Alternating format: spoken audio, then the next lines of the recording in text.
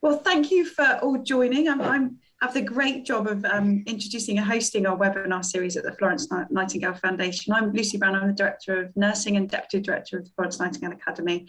And it's with great pleasure that I welcome Kay and Jackie with us this morning, who are going to be presenting on research is everyone's business, which it quite rightly is so, and we should all be getting involved in it and flying the flag for research. And also it's on Ruth May's agenda, isn't it, as the CNO for England. So really going to get some top tips from Kay and Jackie this morning on how we can get more involved and take that research agenda forward in all of our organisations across the country. Before we get started, I'm just going to do some housekeeping. So just to make you aware, as usual, we're recording the webinar. If you have any issues with that, please do let us know. Drop us a note or drop us in the chat and we can follow up. But just be mindful of anything that you do say is recorded and shared on our YouTube channel for our members and our alumni. It's going to be quite an interactive workshop this morning. I'm very excited, Kay and Jackie. So there's going to be some polls you can complete on Slido. So we're going to keep you involved, and there's going to be lots of debate and discussion. So we'll ask you to pop your cameras on a bit later on once Jackie and Kay have presented, because we'd really like your feedback and interaction, how we can all learn together collaboratively. So I'm just going to give a quick introduction for Kay and Jackie. So Jackie Prito Jackie's an associate clinical professor in infection prevention and holds a joint appointment at the University of Southampton, as well as at the University Hospital Southampton NHS Foundation Trust, and is also an NIHR senior nurse research leader. So obviously flying the flag for research. Wonderful that you'll be able to share your expertise this morning. And Jackie has a real particular interest in healthcare associated urinary tract infections in hospitals and care homes, has done quite a lot of research in the area. So very great to welcome you this morning, Jackie. We're equally excited to welcome Kay. Kay joined us as a senior research manager in critical care and associate director of the Southampton Academy of Research at University of Southampton Hospitals NHS Foundation Trust. I got my words mixed up there, didn't I, the Southamptons, but forgive me for that. And he's also an NIHR senior nurse research leader and has done a lot of work looking at hypoxia in critical care patients as well. So, and we were talking about some really interesting research both Jackie and Kay have been involved in before the course. They may even share that with us today as well. So without further ado, we will be obviously wanting it to be interactive. If you don't feel comfortable kind of asking questions, please do pop it in the chat box and I can ask on your behalf. But it'd be really great if you do want to ask a question, raise your actual hand or your virtual hand, because we want it to be as interactive as possible and we want us all to learn together. So without further ado, I'll hand across to Kay and Jackie. Thank you so much. Thank you very much. Thank you for that very warm welcome. We're delighted to be here. Kay and I are a bit of a double act, so we do finish each other's sentences and interrupt and interject each other. So have no fear if that's what you find us doing. We'd encourage you to do exactly the same. So do enjoy the interactions during the call.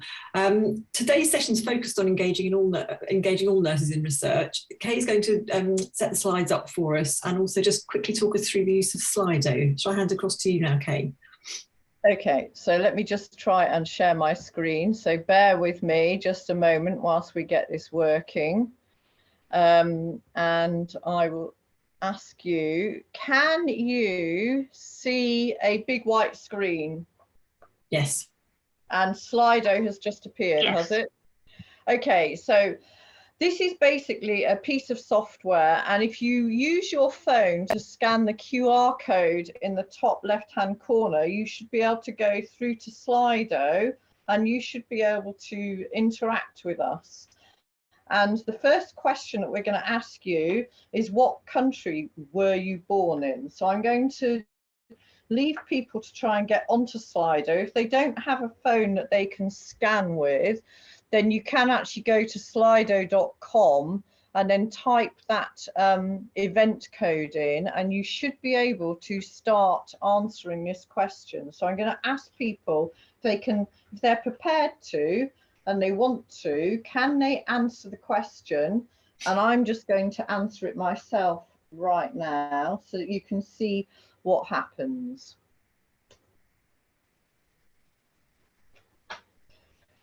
And it doesn't, let me just reset it again.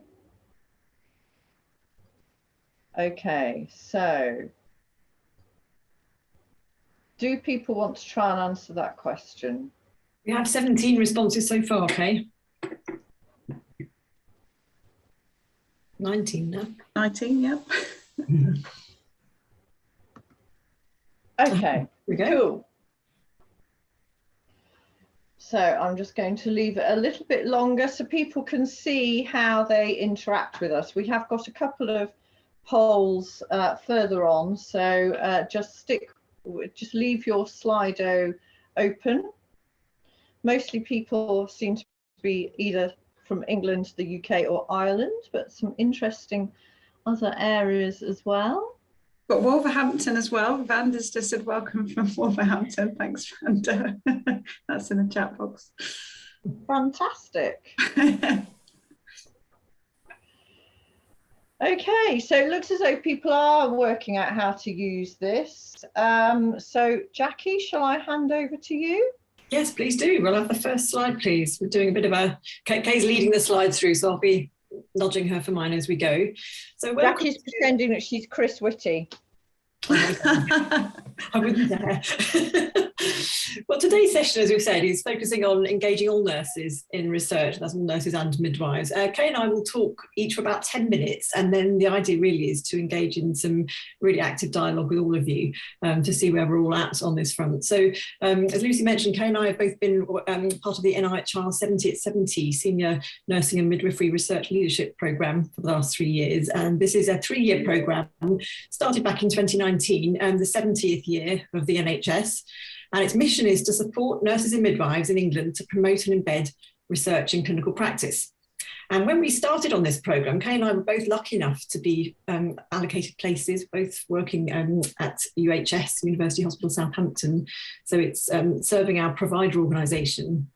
And we talked to a lot of nurses and midwives working in a variety of roles about their involvement in research. And it was interesting, we met a range of reactions to the very word research, which broadly fell into one of two camps, either love it or leave it to others. So there was sort of those quite strong views about it. And we realised that we really need to better understand this if we're to achieve our goal of making research every nurse's business. We need to get under this and find out what that's all about. So next slide, please, Kay. I'm sure you'll all be aware that in November last year, Ruth May, our Chief Nursing Officer for England, launched the first ever strategy plan for research in nursing.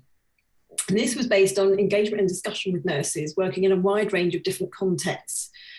This is key because the strategy encompasses the different ways nurses can and do engage in research. And the ambition is to empower nurses to lead, participate in and deliver research. So it's moving beyond the traditional view of research as discovering new knowledge. It's research for all.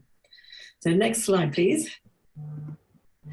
Susan Aikenhead added to this in the foreword of the strategy document, and she highlighted how nurses can view research as a potential add-on to an already increasingly demanding and challenging job, and so a role for the few rather than the many. And if we're to support all nurses to engage in research, we need to reframe this perception. Next slide, please, Kay. So this is the 70 nurses and midwives participating in the NIHR 70 at 70 programme. And we've put on this slide the aims of the programme, which Kay is going to go into more detail about a little later on. But it's about research being useful and relevant to nursing and midwifery practice, having a research active culture where nurses and midwives can lead research and its implementation in practice. And so it's about the whole of the research cycle, and it's about research for all. And next slide, please, Kay. So when Kay and I started thinking about this, we came up with this Venn diagram, which has sort of taken us through the whole of our programme, really, hasn't it, Kay? We recognise that nurses and midwives engage in research in different ways according to their work role and job plan. So for frontline nurses and midwives, focus is often on improving clinical care. And this involves questioning whether current practice is as good as it can be, using evidence to inform improvements in care. Nurses and midwives working in research delivery undertake day-to-day running of funded research studies. And so they support patients to participate in research and ensure that research protocols are delivered and data are collected as intended. And they're often the ones troubleshooting on the ground when things aren't quite going according to plan, and they solve a lot of issues along the way.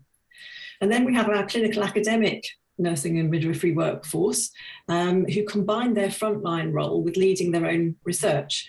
And this may be at pre-doctoral or doctoral level or postdoctoral level, depending how far along the career pathway they are.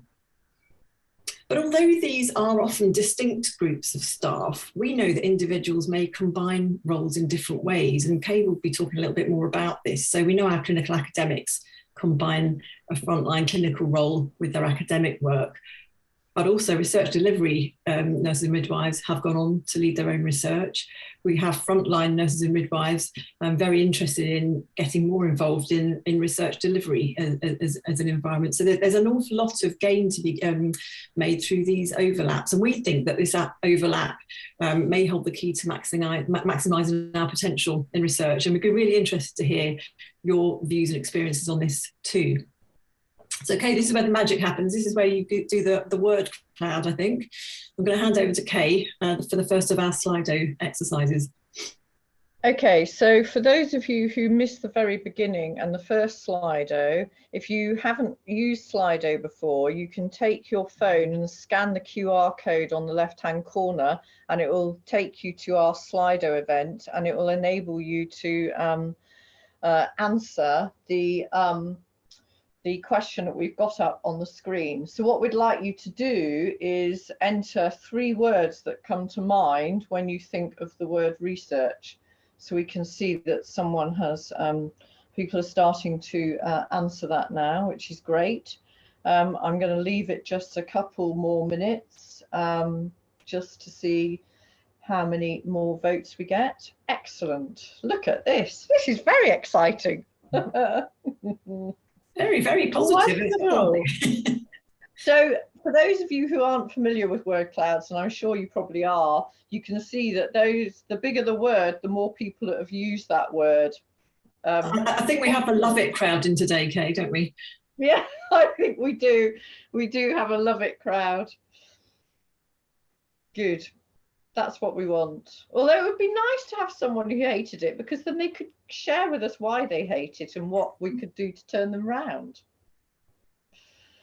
Okay, so that kind of looks as though we're got a lot of oh no, still going. Cool. Interestingly, the words used here are all words we heard during our dialogue with nurses and midwives early on in our programme of work, and in fact still do now. I think, you know, I'm in a sense pleased to hear people are acknowledging that the word research can feel scary, because that's something we heard a lot. It's the very word. Funnily enough, when you use curiosity or you use questioning of practice, people seem much more at ease with that kind of word, whereas research can feel a little bit remote, a little bit like something someone else does, that, you know, actually there's certain sort of requirements to be able to accomplish it. And so it immediately puts distance there. And I guess our message today is we need to reverse that and come at this really quite differently.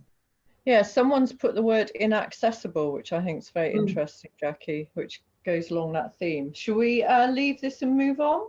Yeah, we'll come back to this later. That'd be great. So I'm flagging this article, and this was written by Vanessa Heaslip, who's a Florence Nightingale Foundation scholar, and Laura Serrant, who's a professor in nursing. And they wrote a paper to ask how prepared student nurses are to contribute to research at the point of registration. And I really enjoyed this paper. I think they make a very strong argument for the importance of unifying research and practice. And by this, they mean finding ways of converging nurses as researchers, educationalists, and practitioners, rather than them requiring them to select only one of these as a career pathway. And for me personally, I think they're onto something here. They've hit the nail on the head. So I think it's chiming in with a lot of what we've discovered and what we're now thinking. So next slide, please, Kay. So here's our Venn diagram revisited, and we've got these domains of research, education and practice around them too. And you'll see we have patients in the middle. And this came across actually from a lot of our dialogue with the staff we were working with, that research is ultimately to improve patient care and therefore needs to be useful and relevant to clinical and midwifery practice, so that it's answering the questions and the issues that we encounter in practice that the problems that we need to solve. So we need to think more about creating joint posts and opportunities to integrate research, education and practice into nurses and midwives' roles and job plans. And in this way, the many and varied ways that we engage in research can be articulated, and importantly, they can be made more visible. And also we can start to think differently about the career pathways of the future. And I think that's what Vanessa and Laura were discussing in their paper. We'd be really interested to hear your views on this when we get into our discussion. So next slide. So I work as a clinical academic, and I have done for many years now. And so I've attempted to illustrate here my own role. I'm fortunate, my role is a fully integrated position as a nurse specialist and an academic. And I've attempted here to illustrate how my work brings together research, education and clinical practice. Currently, I spend 50% of my time in my clinical role and 50% in my academic role, where I deliver both research and education. But in reality, all three dimensions, so research, education and practice, are reflected in my work and job plan. They come through everything I do. And I think many other nurses and midwives combine roles in research, education and practice in different ways, either through formal arrangements or informally. And so it can and it is fully integrated in some ways, but I don't think it is for all. And again, really quite keen to hear how this is working for others, what works, what have been the successes, but also what are the obstacles that we need to really think about to overcome. So my final slide now, Kay, please. Well, we're hosted by Florence Nightingale Foundation, and thank you very much for hosting us. And so it seems fitting to remind ourselves of what Florence Nightingale herself said about nursing. And here she talks about the importance of observing and a questioning approach to nursing care. And it's this curiosity about nursing and midwifery practice that's the driving force for research. And this is why we need research to be every nurses and midwives business. So I think on that note, I'm going to pass across to Kay. Thank you, Jackie. So we've got another poll here, which we thought we'd do just before we go into my part of the talk, which is about some of the real life experience that Jackie and I have had during the course of the 70th secondment. So what we'd like you to do is to vote, if you could, for what you think that is the biggest real world challenge out of these 5 options that we've given you here. And if you put other, maybe you want to use the chat function to actually say what that other challenge is, and we can come back to that later. I can see that people are starting to vote. I'm going to leave it just a little bit longer. I can see the results on under the screen, but no one else can. So I can see that they're moving up and down. There is one particular item that is particularly popular. It's got twice as many answers as anything else. I'll just leave it a couple more minutes. Okay, so most people say that the biggest challenge is time, which I think will not be a surprise at all. So you'll have seen this slide before. This is a slide that Jackie put up about the 70 at 70 programme, and we've highlighted in red the objectives that we were given to try and work on within our organisations. And I'm going to go through each of these items one by one and give a bit of an example of something that we've been doing at Southampton and where it's gone well and where it has not gone well. So the first one of those is the identification of research priorities. And the image on the right from Unsplash was trying to represent caregiving with patients. And the reason that I put that up is because I think that it's the people at the front line, the nurses and midwives at the front line, who are particularly important to engage with the identification of research priorities, and then supporting them to work with the other 2 groups of staff that we've identified within our lovely Venn diagram. And so one of the things that we were trying to do at University Hospital Southampton was to set up a virtual lactation laboratory, and we saw this as an opportunity to get frontline to address an issue that one of our frontline nurses had come up with, which was to do with exploring how we deliver mouth care. And she worked within our respiratory wards at University Hospital Southampton. And what we did was we started to work with her and her team, and we engaged support from QI experts and transformation experts within the hospital and also within Wessex.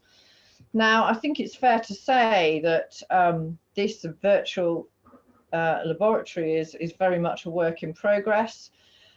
We have struggled to move it forward in large part because the COVID pandemic struck very soon after we started working on it. And I think it would be fair to say that the respiratory wards were particularly impacted by the COVID pandemic. But also, again, interestingly, that issue of time, which we've just heard people say is a big issue when you're trying to engage with research anyway. And when I talk about time, I talk about the fact that there were changes in staff, which meant that we were continuing to have to work with new people. People had competing priorities on their time. So certainly at the height of the pandemic, anything other than delivering frontline care, front and centre, was not going to be engaged with. And I wonder whether Jackie and I also were slightly overambitious in trying to get an implementation laboratory up and going within the amount of time we were given during the secondment. So then the second thing that we were working on was embedding a research active culture. And what we really wanted to do with that was to try and make research everybody's business, as Jackie referred to earlier. And we were looking really at how we would engage research naive staff within and get them engaged with research. And so we worked with our matron, sorry, not our matron, our head of nursing within the R&D department, and we came up with these clinical research engagement internships. And these internships are a 9-month program that buys band 5 and band 6 nurses, midwives and allied health professionals out of their day job to work with research delivery staff to deliver portfolios of research that are already in progress within the trust. And the idea is that we also spend time exposing them to research and researchers, clinical academics during this program. And so the thought is that when at the end of it, they may go back to the front line and be supportive of research. They may decide that they want to get involved in the research delivery workforce, and that might be full-time or as part of a joint role, which we have at Southampton, or it may be that they start trying to deliver a clinical academic pursuit. But if they do go back to the front line and don't become research delivery nurses or clinical academics, that is still a gain, because they will understand research and support others to do research if they do not want to engage in delivering research themselves. So then another thing that we were asked to do was to look at trying to support successful research funding applications.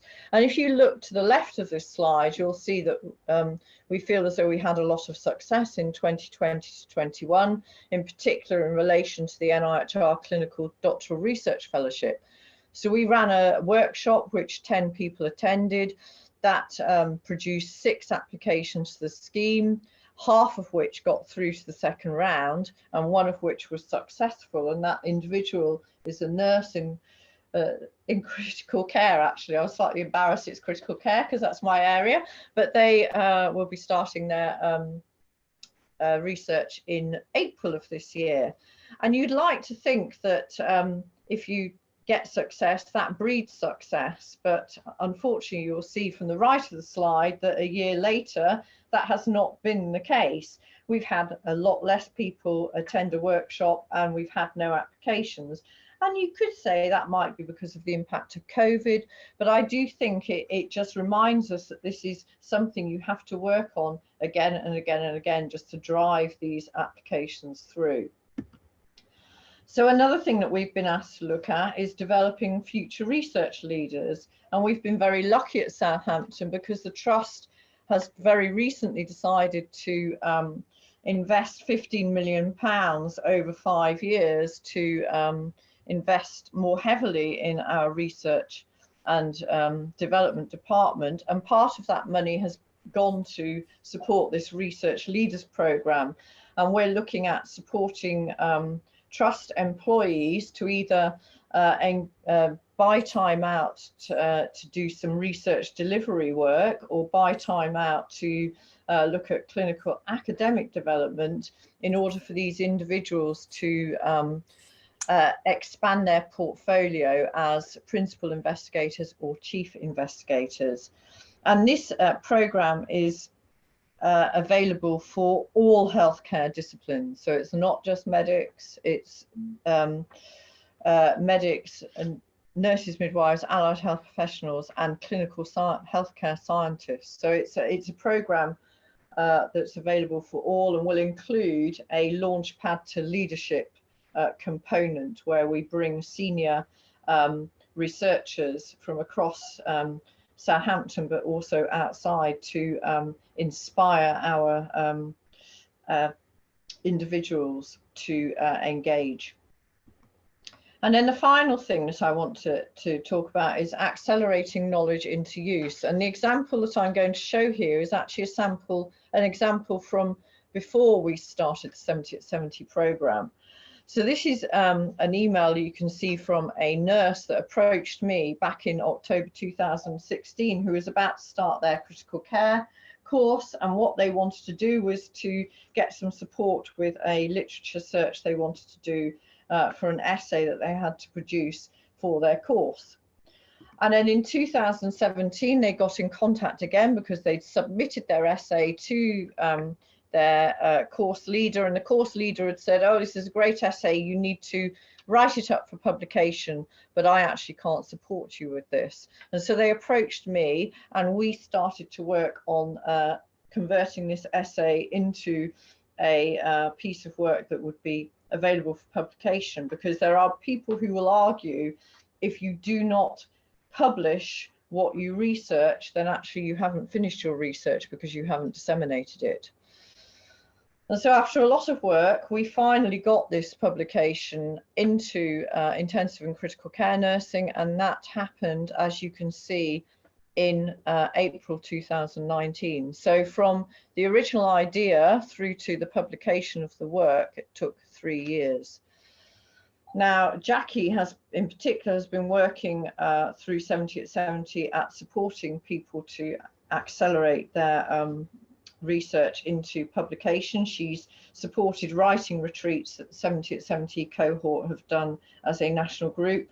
And we've also been working locally in Southampton with our Shut Up and Write group. So this is where people get together for a day and basically meet at the beginning of the day and share what they're trying to achieve during that day, and then go away and write, and then catch up with each other during the day so that they support each other to write.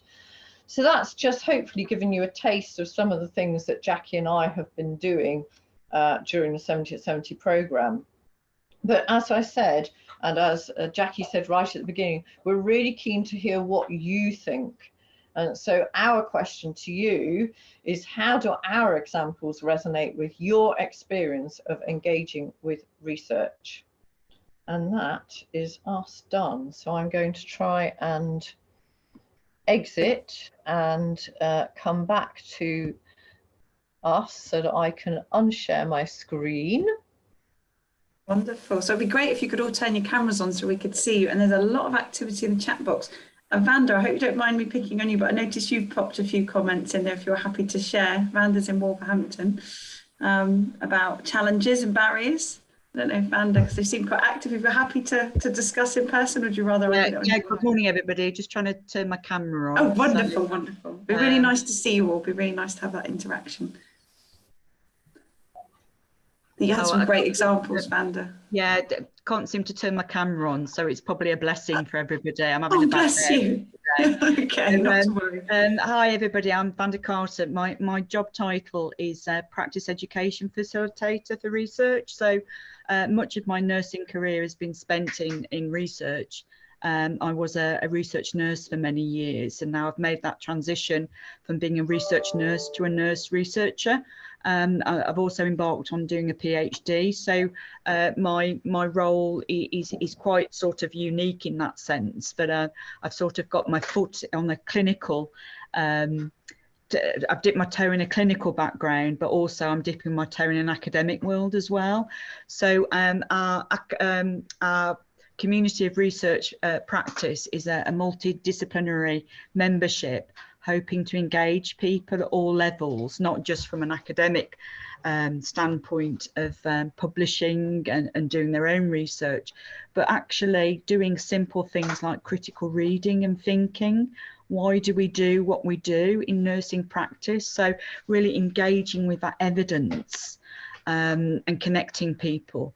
I produced a branding called Connecting with Research, and that's the key thing, really. Not everybody's going to be a researcher or you know, an acclaimed academic, but somebody will connect with research whatever level of their career they're at. So that's very important for us here in Wolverhampton, and not just nurses, midwives, but also AHPs. So we're working hard to make this integrated into practice, and visibility is key, really, talking about it and really keep going. And that's our key ambition, to sort of make sure that research is topical and meaningful to people, whatever level that they're at and however they want to engage with research. Thank you. That's fantastic. Vanda, you have hit the nail on the head there. You said so many important different elements. And I think you were talking about, in a sense, some of what you're saying is about that community of practice, which is really important to build confidence amongst nurses and midwives for their involvement in research. As you say, not everybody would wish to pursue a career as a nurse researcher. Not everybody needs to.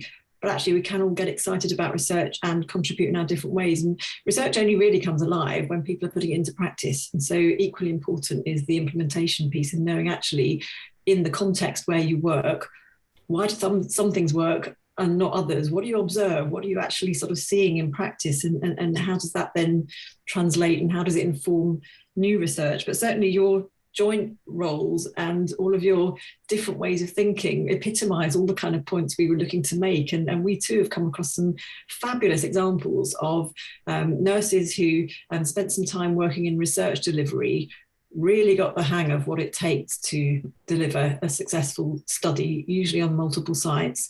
Some of those have gone on to be clinical academics who then, for their doctoral work, have delivered multi-centre, very, very ambitious studies, because they understand what it takes to make research happen in healthcare. So actually their studies are amazing. They recruit phenomenally well because they understand all the different elements of it. And so I think wherever you start out, it's about connecting in with others who bring something to the table. And certainly for my experience of being in 70 for the last 3 years, I'd say I was very familiar with frontline practice and with the work of clinical academics. I knew less about the work that our research delivery workforce does.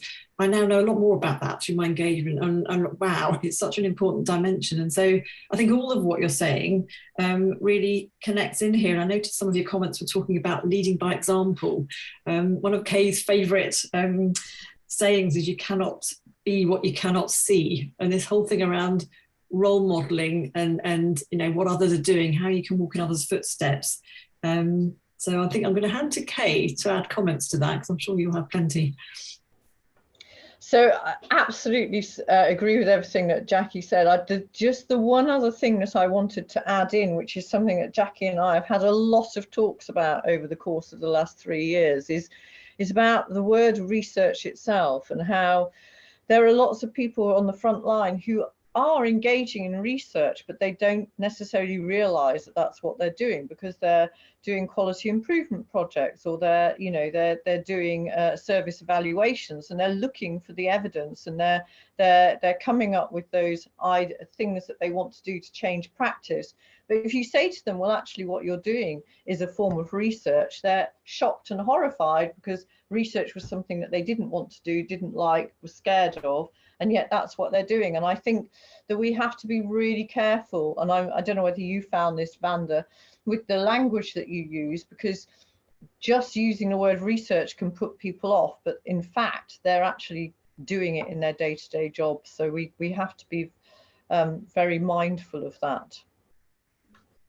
Thanks, Kay. That leads us quite nicely to a question from, and I'm sorry, this is how you popped your name in. Is it Hearts Up? Isn't it Hearts Up? I'm sure that's not, is that your proper name? But that's what you popped in. I didn't know if you wanted to ask in person. No, that's Sue, fine. yeah, Heart Up's my surname, and Sue, yeah, Sue, sorry. I've never get around to changing what it's. Well, if you're happy to ask or share your comments. Yeah.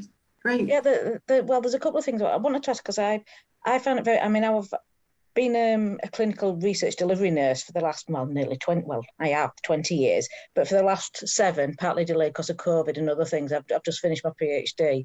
So I'm technically, I'm now working as a research fellow, because part of it is they didn't know what to call me, because I'm working as like a clinical academic.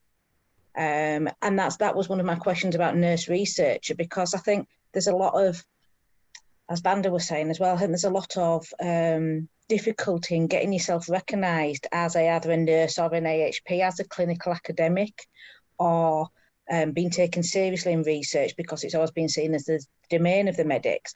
And I'm interested with the term nurse researcher, because I've seen it defined in different ways. And some people think if you say nurse researcher, they think that you are researching things relating to nursing, whereas I've also seen it being as just meaning a nurse that is doing their own independent research. And that makes a massive difference to how people perceive the work you're doing. So, which is why I don't use that title. Because I know it sounds daft, but using the title research fellow, even though I don't like it, made people, especially doctors, take more notice of what I was doing and saying. Whereas if you say a nurse researcher, they align that with, things like, I remember 20 odd years ago, a nurse on the ward doing research into what type of pillowcase we use, which in the grand scheme of things isn't going to make an awful lot of difference. But you know what I mean? It's about that perception and the language that people use. And I'm interested to know how people use that term. Okay. Well, I'll go first, because this is I bang on about this. This is one of my big topics, and actually I'm something I've been meaning to put into an editorial about exactly this topic, because I think there's two things. I think call yourself a nurse researcher, because that's what you are, and I think as we use that term more, it will become more and more familiar. But I also think that I think there's a real issue with the term medical research, because when nurses and midwives and allied health professionals hear the term medical research, we think of it being research that is led by medics. But when medics use the term medical research, they tend to think that what they're talking about is healthcare research. And so you often find that NMAPs, nurses, midwives and allied health professionals, the cackles rise when doctors talk about medical research, and the doctors are like, well, why? Because this is a team sport, because what they actually mean when they use the term medical research is healthcare research. So that's one thing I think is a real issue, and I think we certainly need to start thinking about research being a team sport, and it should be multidisciplinary, should get everybody involved. Yes, I think you should call yourself a nurse researcher, and we should all do that, and or a midwife researcher or an allied health professional researcher, because it gets that term out there. But I can't remember what the other thing was I was going to say. I'm sure that Jackie will remember what the other thing is I go on about this. But I will prompt you in a minute. Yeah, but it's just, it is about being bold and saying, yes, I am a researcher. And you talk about the pillowcase. You mentioned the pillowcase thing. You know, actually, I spent a lot of time during COVID working with some of my tissue viability colleagues, looking at the damage from the FFP3 masks from people. You know, that is legitimate research that is really, really important, because it affects the comfort of people trying to deliver frontline care. And it doesn't matter what the research is. If it's a valid research question and you have a valid methodology for doing it, that's important as well. And it reminds you of something one of my nurse colleagues used to say to me years ago when I was getting involved in research. She said, you know, Kay, if you do research as a nurse, you have to make sure it's quantitative research that you do, because otherwise doctors won't pay any attention to it. Now, that I don't think is the case anymore, and I absolutely disagree with that, because of course you have to use the methodology that suits the question that you're trying to ask. But I think we're moving on from that, but I think we have to be positive and robust in the way that we go forward and we project ourselves. And I'll now shut up and let Jackie carry on and say something more constructive. No, that was great. I think you've hit an important point. We tend to put ourselves in categories or boxes as human beings, don't we? And I guess that's part of how we identify as being part of a group. But I think sometimes the categories we place around ourselves are less helpful.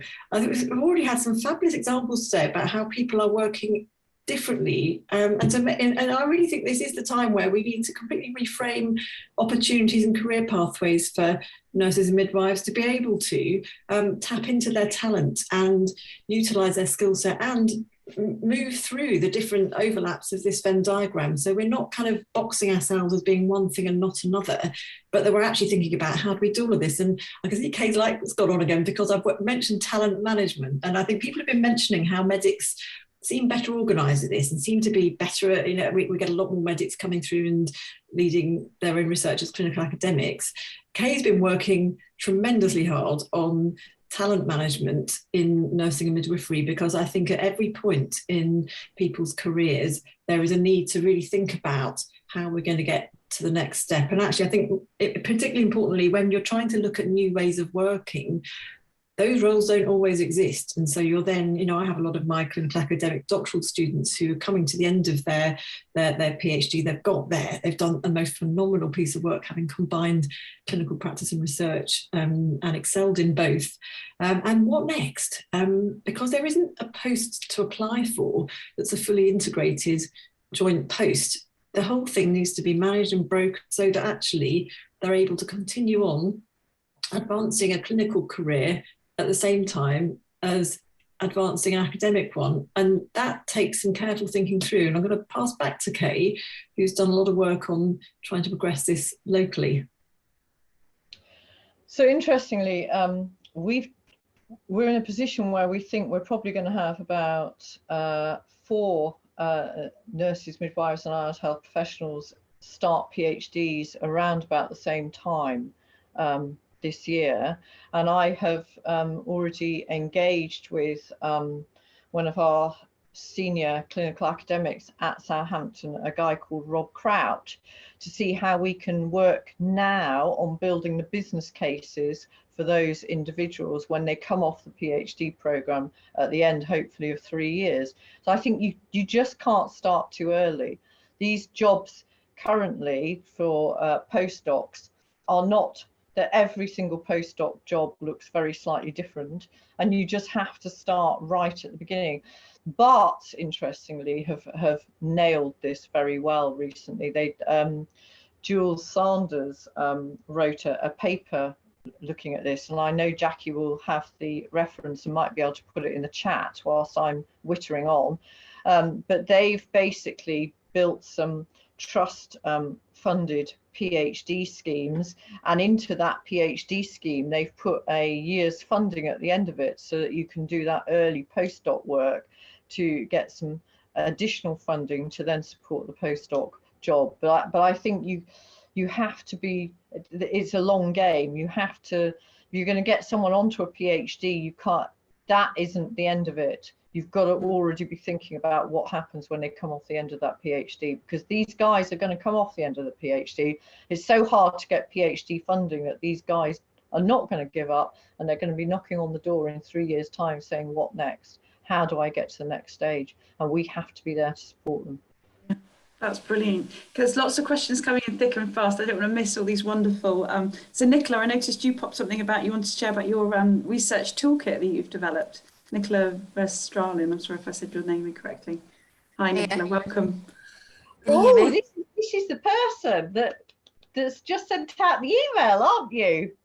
Yes. Hello.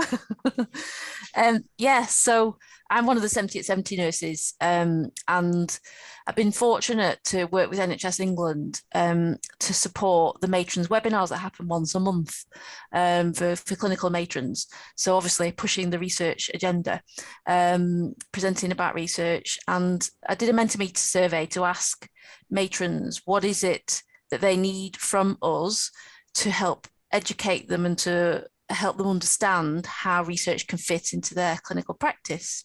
You know, as a matron overseeing a department in many areas, community, acute, you know, or every area. So I've been commissioned by NHS England to develop this toolkit and working with clinical matrons to help co-design it. Because there's many resources out there already, aren't there, to help educate people that are already understanding about research, you know, through the NIHR learning management system, videos, there's various things out there already. But I've been really trying to deep dive, get into the heads of clinical staff to understand what would work for them. And, you know, they're so busy. They haven't got time to go away and do GCP. They haven't got time to even find out how to access these things. So basically, I can't believe it. We've had 171 signed up so far. I am absolutely astounded as to the interest out there. So the aim is to co-design it together, because, you know, I could say to them, this is what you need to know, this is how you can do it. But they will say to me, you know, well, no, this is our clinical priority. We've got pressures here, we've got pressures there. This is actually what we need. So, you know, hopefully it's going to be a great thing. And it will sit within the Matron's Handbook. So that's NHS England Matron's Handbook that was developed kind of just before COVID, and it's not really got going really across the NHS yet because of COVID, but it's a handbook to explain to a matron how to do everything. So your clinical governance, you know, infection control, and research is in there. So that's where the toolkit will sit eventually once it's developed. So quite exciting. So if anybody is in touch with matrons in the country that want to be part of it, you better be quick, because we've got our first meeting on Thursday. Well, Nicola, happy to promote as well across the FNF network as well. So, well, that's fantastic work. I'll hand back to Kate and Jackie for their comments. Well, I can see Chifundo's had her hand up for a while. And she has. You're happy to go to... She's been very patient, hasn't she? Yes, is that all right? I feel that she's been so patient that she deserves it. Thank you. Can you hear me? Yes, we can. Thank you. Perfect. So I just wanted to share my research journey so far, if that's okay. So basically, I've been in research for 5 years now, and working as a clinical research nurse. And in those 5 years, I don't know if maybe I've been unlucky, but in those 5 years, there haven't been that many opportunities to sort of like develop to the point where one can think, oh my goodness, let me try and become an advanced nurse practitioner so that I can then lead my own research, which is my ambition, by the way. But I work for the clinical research facility, one of the clinical research facilities in London. But the structure is not there, the help is not there. And then for the last, unfortunately, and for nurses anyway, for the last year, 6 months especially, I've had to look around and see what is available. And then, I've had to look for the knowledge, and then I found the knowledge, and now I'm working towards the next step. But in order to get there, I'm having to quit my research job and go back clinical full-time so that I can get the basic training. And hopefully, I'm actually going to go to ITU, actually, interestingly enough, because yeah, for 2 years. And hopefully during that time, gain all the core skills and be able to come back and hopefully lead my own research, because that's the plan. And again, just wanted to share a little bit. Coming from a Black and ethnic minority, there aren't that many research nurses in London. And I feel pretty bad that I'm having to step down. But the only way I can develop and in turn encourage others to come is by taking that step back. But I feel that it's unfortunate that I had to do that. I wish there was a way. And then I hear you talking about all these things happening in Southampton, Wolverhampton, and I'm thinking, why is it not happening in my hospital? You know? Yes, I just wanted to share it's always encouraging when I come to these meetings, but I'm always curious on how it can be replicated elsewhere. You know what I mean? And I'll just share one more thing and then I'll close. The other thing that I'm very passionate about is what you were talking about, the student nurses. So like basically for the last year, I've been actively campaigning to get student nurses into my department. In fact, only 2 days ago, I wrote an email to our placement advisors to say, for the last 6 months, we haven't had any student nurses in my department. What's going on? And they're like, well, Chifundo, it's to do with the university decides where the students go. So I'm going to write back and say, could I possibly have a meeting and share about research to the academic people? Because we really need student nurses learning about research nursing before they graduate. You know what I mean? So yeah, I just wanted to share those two things. Thank you so much for allowing me to speak. No worries. I'm going to quickly jump in and then let Jackie respond more quickly. But please, please, please, we're going to share our email addresses, or I think Adam's going to share our email addresses at the end. So if you want to catch up with me and we have a one-to-one about stuff that's available around about what you're trying to do, because I can think of opportunities via the Intensive Care Society and all sorts. So let me say to you, you know, down the line, let's you and me keep in touch, and certainly I'm sure we can do some stuff. And I also know that our trust has been working very hard to get student nurses into the research department. But I'll let Jackie get a word in edgeways now, because otherwise she'll slap me. I was just going to say, Chifundo, you are blazing your own trail, and it can be difficult when you do this on your own. I think there probably are many others around that are doing what you're trying to do. You're doing a number of different things here. And I sort of think what you need right now is a community of practice, a support mechanism, others that are trying to work in different ways, because what you're doing is tough, it's difficult.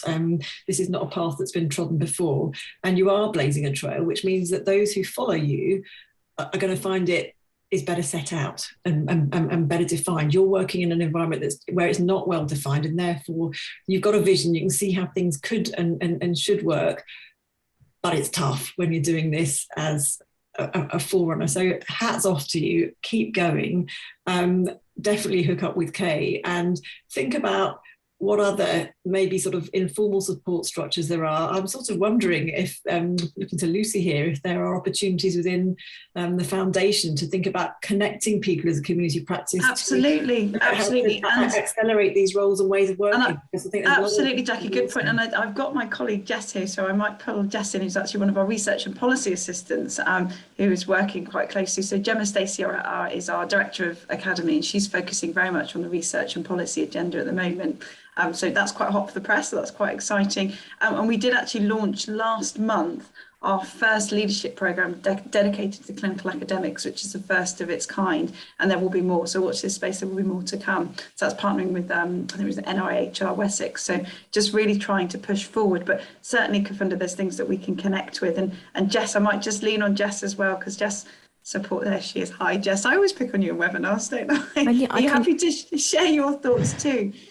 No problem. Yeah, just to add to that, Lucy, I think you covered most of it. Our research and policy unit at FNF is certainly growing, and we'll be looking at how we can support the community of practice within our memberships and those who engage with it, with the foundation, just to connect people, because I think that networking and learning from others, sharing best practice and what's working is so valuable and important. Obviously, I'll be flying the students in early career flag and trying to get as many of them connected with more established, shall we say, nurses and midwives too. But yeah, in the meantime, anything that we can do as the foundation to help connect people, just, you know, pop us an email and we'll see what we can do to help. I'll put my email in the chat box, Vanda, and send me an email and we'll catch up. Excellent. Thank you so much. Thank you. No, pleasure to help us. Well, that's what we're here for. So about collaboration, working together. And I love the term blazing your trail, Jackie. I'm going to take that one. That's okay. There's a few other comments from other people. I don't want to miss anybody out, so I'm just going to do it in order. So we've got Robert Varr. I don't know if Robert's still on the line, but he was talking about the differences between nursing research. I don't know if he feels comfortable to speak up, if he's still with us. He feels brave. Yeah. Oh, hello. Yeah. Hello, It's just Robert. having some trouble with my equipment. I'm not in the country at the moment, and no internet problem is at all. not too good. It'll be lovely to hear from you.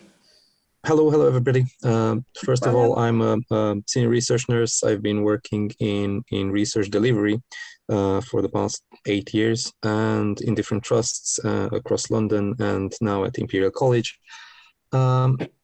And I've worked also in practice in theatres as a theatre nurse, so I have both sides of practice. My question, and there's an issue that was kind of troubling me for the past couple of years, is that I see a distinct difference between the understanding of people of research nursing and nursing research, as quite nicely put in that diagram. There is an overlap, but also there are distinct parts of it. And especially from the research nursing side, which is a clear-cut pathway in nursing, unfortunately, there is not much overlap to the other side to kind of integrate back into mainstream nursing, and this is what I was trying to talk about. Also, I found that in academia, in nursing academia, there isn't much emphasis on training outside of on-the-job training for actual delivery research nursing. So this is what I wanted to kind of point out, and maybe hear some ideas from people from elsewhere. I think you've made some really good points there, Robert, and I think this is another opportunity for research delivery nurses to blaze another trail. I think you do so much more than you're given credit for, because you make research happen. And at the end of the day, designing a research protocol is one thing, actually walking through it and delivering it is something completely different, and you'll know that very well. And Kay and I have been wanting to support our research delivery workforce to be involved in the design and delivery or the development of research protocols early on, even pre-funding, because actually you have so much to put in. You know how to make a trial on a medical device run, or what won't work. When you're interacting with patients, you can see what can make a difference to their ability to participate or not, and the sorts of things that need to be there. And it's often those kind of the clinical care and the frontline work that happens that makes all the difference to the success or otherwise of implementing a trial, and ultimately innovating and changing practice. So I think this overlap that we've been talking about is really important to think about how we can do all of that. And I would like to see more research delivery nurses at the table at the point when ideas for research are being discussed and protocols are being designed and developed, because actually it's as important as input from members of patients and the public is to have our research delivery workforce input into what will work and what won't. I've heard time and again people saying, well, that won't work, and we know why, but what you need to do is X, Y, and Z. And that's hidden. It happens behind the scenes, and there's lots of huge contributions that happen that don't really get formally acknowledged as part of research delivery cycle. I also think you made important points about how you integrate with other clinicians and frontline nurses and midwives, and our internships are going to really look at that, because we think we've buddied up our interns who are coming from frontline roles to work alongside our research delivery workforce. It's going to be learning on both sides, because they'll have a research delivery team they're part of. They'll be buddied, and the buddies will come along to the development sessions, because we're really hoping that this kind of synergy of the work that our research delivery workforce do, plus working together more closely with frontline clinicians who are really engaged in research, will bring that about. Because I think research delivery nurses know how to implement change in practice too. Our frontline nurses, Sarah Bailey, made a really important comment in the chat box here about nurses working in clinical practice possess a clear and consistent focus on patients' needs and are in a prime position to identify areas where patient care could be improved. And every single nurse and midwife does that, no matter what their role. And we need to sensitise those who are leading research to those issues and make sure that they are woven in and addressed. And I think we've got a job to do to sensitise our nurse researchers working in academia to recognise what are the most pressing clinical problems that are knowledge gaps and evidence gaps that need to be addressed to enhance and improve patient care, which is why we all need each other. And we all need to support each other, and no one needs to get pressures about titles and fixed clinical pathways or fixed roles and models. I think we need to start thinking quite radically differently. It's interesting when people talk about clinical academics, everyone will have a different definition of what they are. And yet there was a really nice editorial a couple of years ago that said, aren't we all clinical academics? And if you think of us all as clinical scholars and as people who question what we do and why, then actually perhaps we are, and maybe that's what we need to be thinking about. Kay, over to you. Thank you ever so much. Sorry, Robert. I just wanted to mention one other thing that we were doing in terms of the internship program as well, is that we've decided to buddy up our research interns for so these new to research interns. We're buddying them up with our people on the research leaders program who are at consultant level. Most of them are medics actually on our research leaders program. We have a clinical scientist as well. And the idea is that we do some cross-professional mentoring that goes both ways, and some level of experience mentoring that goes both ways. So the idea is that some of our consultants will learn from our new to research nurses just what it's like to try and learn about research and deliver research on the front line, and there'll be a bit of reverse mentoring going on. So that's the hope, that we start to try and build these teams of people who understand more about how each individual and profession contributes to the delivery of research. Because we all have to that's a brilliant idea. Hey, Jackie, everyone, I'm so sorry we've run out of time today. What wonderful, rich discussion. And God, I've got so many key takeaways. I think I cannot be what you cannot see. I really like that. The reverse mentoring, that plays completely into that hand, doesn't it? It's so important. I'm a huge champion for reverse mentoring. So great. And blazing your trail, I think that's something I'm going to steal, Jackie, if that's okay. Thank you everyone for joining us. It's been one of my favourite webinars, so thank you so much. I do love the interaction. If you'd like to get involved, I've seen in the chat box lots of exciting work and connections going on. We're going to look to kind of come together and bring together a community of practice. So if you'd like to be involved, just pop your name in the chat box. And the recording should be available for you to share with colleagues if they'd like to get involved. And that should be available in the next couple of days or so. So thank you all so much. Thank you especially to Kay and Jackie. You've been amazing. I love your energy. You bring such energy to today. I feel it's quite contagious. So thank you. And I hope you all have great days. Thank you for your contributions, and hopefully connect with some of you again soon. Thanks all. Take care.